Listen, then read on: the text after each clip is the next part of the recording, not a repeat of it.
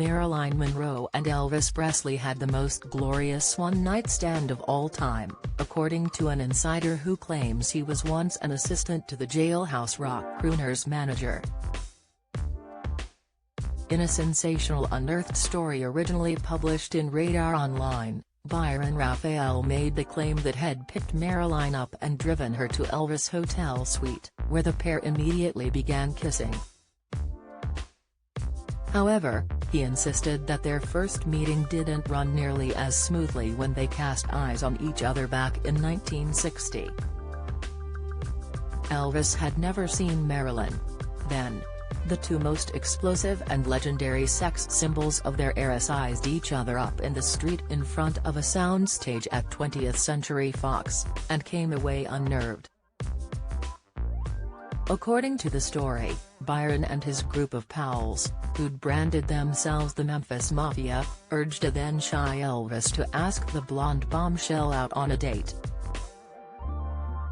Read now, Sinead O'Connor's cause of death update given by coroner. Latest, author Alana Nash memorialized their first meeting in her book Baby, Let's Play House, stating that he called her Miss Monroe and was full of self-deprecating Southern charm.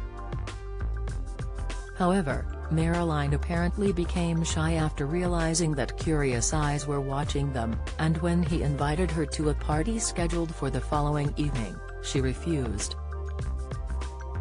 Taking up the story, Byron recalled that she made her apologetic excuses and dashed away, and she was known to be married at that time to Arthur Miller. She had once stated that Arthur was the only man she'd ever trusted as much as herself, and even converted to Judaism for their wedding. Don't miss: Harry and Meghan slammed by Piers Morgan's wife for violating Hollywood code. Insight: Gary Lineker hits out a Stuart Broad's fairy tale ending to career mocked. Latest: Carol Vorderman takes aim at GB News presenter for calling weather maps woke. Debate, however, on the set of Misfits, the 1961 film that Arthur wrote and Marilyn starred in, the cracks began to show, and the pair divorced the same year of its release.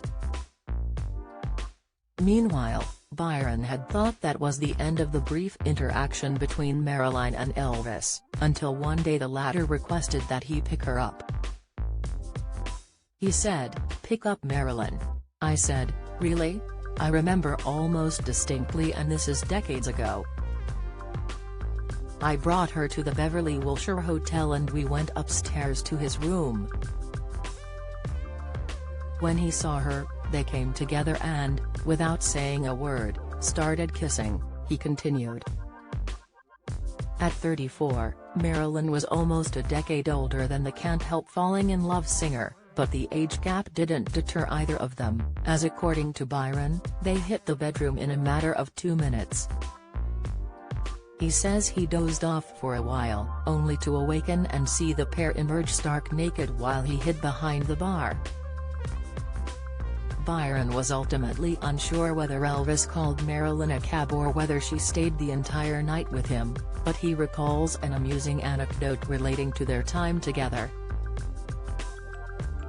A few days later, when I mentioned Marilyn to Elvis, he said, "She's a nice gal, but a little tall for me," he claimed. For those wanting more of Marilyn, the third part of a 4-episode series, Reframed, Marilyn Monroe, airs on BBC Two tonight at 9 p.m., detailing how she brimmed with feminism, sexuality and power.